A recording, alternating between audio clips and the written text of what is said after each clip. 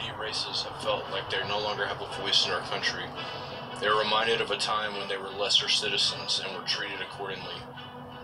During Obama's presidency, white Americans felt like they were losing control, while they felt their money they had worked hard for their entire life was being taken away through taxation and given to those that were not working for it. Although neither of these things are fully true, the media has played an important role in affirming their fears. The fact is that this country was founded for and by occultists. They have continued to assert control and slavery through taxation, media, and medical witchcraft. What is better than a slave that pays for their own health care, housing, and food? They would no longer be bound to the burden of taking care of their slaves. They would take a cut of everyone's money and give their slaves the appearance of freedom. Also, they would no longer only have black and Irish slaves, but all Americans would be slaves and would pay their dues.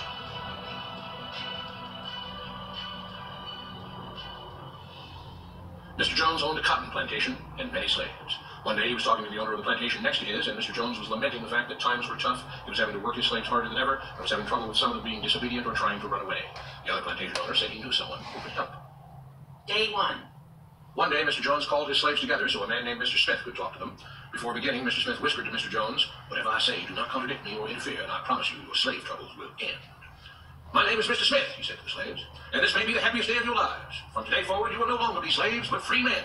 Mr. Jones was so shocked he started to step forward, but Mr. Smith gestured for him to remain silent. He did, only because the other plantation owner had spoken so highly of Mr. Smith's skills. "You are no longer the property of Mr. Jones," Mr. Smith continued. "You are free. No more will you be forced to labor for the benefit of Mr. Jones. Now you can work for yourselves." Now the slaves were all murmuring and looking at each other. Many were smiling, many were looking puzzled. "In fact, you are now free to leave the plantation whenever you want," Mr. Smith said. "However, since we are surrounded by other plantations, if you leave, some other plantation owner will likely claim you as his own the moment you set foot on his property. So I urge you not to risk your newfound freedom by doing something so foolish.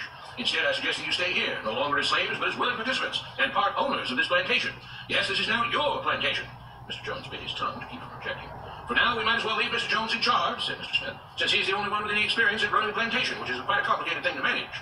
But he will no longer be your master, but just another worker on the plantation. In fact, he will now be using his organizational and management skills to serve you. Whatever problems you may have had with him before, you are now all equals, and you need each other to make this work. If we all cooperate and work together, we can all reap the benefits together. In honor of this happy occasion, I present you this new symbol of togetherness and cooperation, this flag, which shall be the emblem of the new, free Jones plantation." He held up the new flag, but most of those listening were still too amazed to respond. "And this shall be our motto," Mr. Smith announced. "We work together as free men for our mutual benefit, pledging our allegiance to the Jones plantation, which stands for prosperity, liberty, and justice for all. To celebrate, everyone has the rest of the day off. Enjoy your freedom, do as you please, and be back here tomorrow morning, bright and early, so that we may begin work on this great and noble new endeavor as equal free men." Finding the Mr. Smith was serious, former slaves applauded and cheered. Day 2. "We all want this plantation to do well," Mr. Smith said at the beginning of the next meeting, "so we can all share in the benefits. We all know that it takes a lot of effort to make a cotton plantation work. Just because you're all free doesn't mean you can stop working. In fact, since you're now working for yourselves, I expect you to work even harder than ever before, but now with pride and joy, knowing that you're working for yourselves. Of course, there still have to be rules. If everyone just does whatever he wants, the plantation won't produce anything. This experiment will fail and we'll all starve.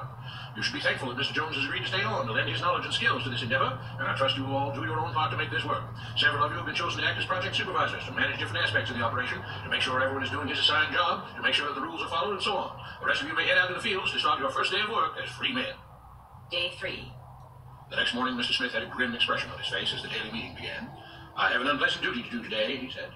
"Yesterday, Charles was caught keeping some of the cotton he picked, presumably to sell for his own personal profit. That is against the rules. That is stealing. For that, Charles must be punished." Two men tied Charles to the whipping post. "I take no joy in this," Mr. Smith continued, "but you must understand, if we do not maintain order, if we do not have rules that we all abide by, then the plantation will fail, and we will all suffer." The whip cracked against Charles' back. "But if we all pitch in for the common good, then we can all prosper. Being free doesn't mean you should be selfish and greedy. We must each do our assigned duties and obey the rules, and then we can all benefit, and each of you will receive your appropriate share of the profits." A young man named Samuel stepped forward. "But if you and Mr. Jones decide the rules and whip us if we disobey, how is that any different from what we had before?" "How can you say that?" Mr. Smith asked. "I'm shocked. You were a slave before, and now you're free. Things still need to be managed and organized by those best qualified to do so. Do you know how to run a plantation, Samuel?" "Well, no," he answered. "But if we're free, why do we get no say in what the rules are and how things work?" "I'm surprised at your ingratitude," Mr. Smith answered. "None of you know how a plantation is run, so you're in no position to be making decisions about how things are done here. You don't seem to appreciate all the things that Mr. Jones provides for you, from protecting you from all the outside threats that you know nothing about, those who would come here, capture and enslave you if not for Mr. Jones' protection, to making sure that you all have food and housing, tools to work with, you're cared for when sick and injured, and so on. There wouldn't be a plantation at all, no cotton to pick, no land to plant and harvest if not for him. You should be grateful that he's made possible the level of comfort you now have. Your lives would be far worse if not for him. Nevertheless, as free and equal participants in this endeavor, from now on at each meeting, any worker may have 2 minutes to ask questions or voice suggestions or complaints. With that, the workers all seem satisfied. Heading out again in the fields. Day 4. I have a big announcement, Mr. Smith said as the daily meeting began. Mr. Jones' cousin is here, and not just to visit and see how our project is coming along. It has been decided that from now on, you will be deciding who will manage the plantation. Of course, this job can't be done by just anyone, but every 3 months we will have a special meeting at which all the workers will vote on whether we think Mr. Jones should run the plantation or whether we think his cousin, Mr. Johnson, should run the plantation. That means that ultimately you are in charge because you will be deciding which man you want running things on your behalf. If you don't like the way things are being managed, you now have the power to change it. Amazed and pleased, the workers headed out again to the fields to pick the cotton. Days passed, months passed, a year passed, and the plantation continued to operate as before. Sometimes Mr. Jones was in charge, sometimes Mr. Johnson was in charge, but the day-to-day routine stayed exactly the same.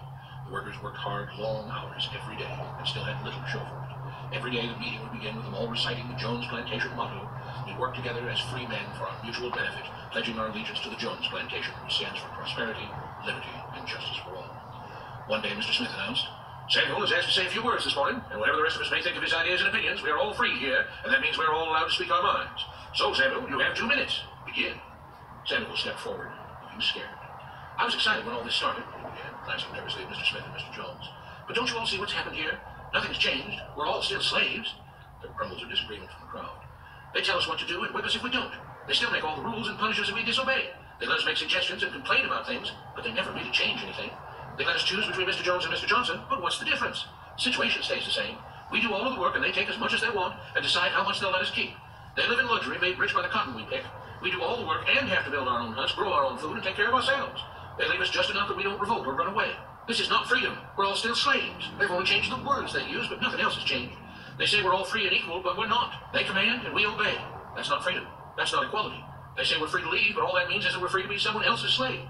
Why should we work or obey the rules? We didn't agree to this. They made the system, they forced it on us. They control and rob us and call it freedom. They deceived you into thinking that being able to choose which slave master you'll work for is the same as being free. It's not. Open your eyes.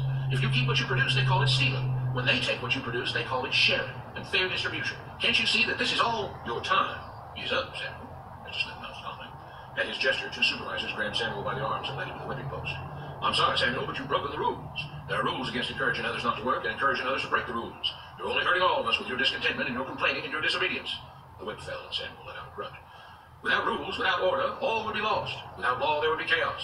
We can't just behave as wild animals, each doing whatever he pleases. We must all follow the plan and all do our duty for the betterment of everyone. And those who do not must be punished." The whip fell again and blood flowed freely from Samuel's back. "Samuel, it is you who are stealing from the others. When you don't do your assigned work, you are making more work for others. When you disobey the rules, it is you who are endangering the future of everyone else here. You are the thief. You are the criminal. You are the one trying to destroy the arrangement that keeps us all safe and prosperous." At every lash of the whip, the other workers cheered louder and louder, some yelling curses at Samuel.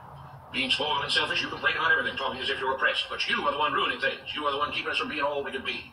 It is your greed and your rebelliousness that is hurting all of us. They all play by the rules," Mr. Smith said, gesturing at the others. "What makes you think that you don't have to? You think you're above the law?" There were loud yells of agreement as the whip fell again. "We must maintain order," Mr. Smith proclaimed, "to make this plantation great, to make it so that we can all be happy and prosperous. To have the society we want, there have to be rules. We all have to contribute our fair share to this great endeavor, and we cannot tolerate actions and attitudes that seek to undermine the amazing things that together as free men we have achieved and will continue to achieve." Mr. Jones was smiling as he gave Mr. Smith a pat on the back. The crowd was cheering so loudly that none of them had noticed that Samuel had died. These presidents and leaders of the kingdoms